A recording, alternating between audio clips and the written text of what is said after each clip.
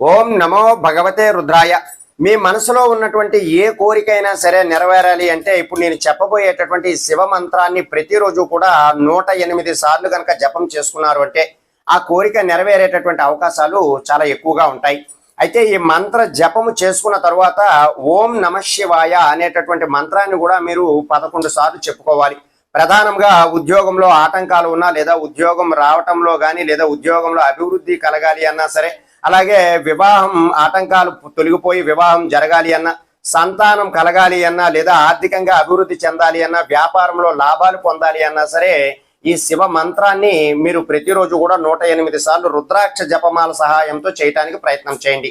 అయితే ఈ మంత్రము మీరు సోమవారం నాడు, ఏదైనా సోమవారం నాడు ఉదయం శివాలయ దర్శనం చేసుకున్న తర్వాత, స్వామి నా మనసులో ఉన్నటువంటి ఈ కోరిక నెరవేరాలి, అందు నిమిత్యార్థం ఈ యొక్క మంత్ర జపం అనేటటువంటిది చేసుకుంటున్నాను అని చెప్పుకుని 21 రోజులు కానీ 41 రోజులు కానీ సంకల్పంగా ఈ మంత్ర జపము రాత్రి సమయాలలో 108 సార్లు రుద్రాక్ష జపమాల సహాయంతో చేసుకోండి.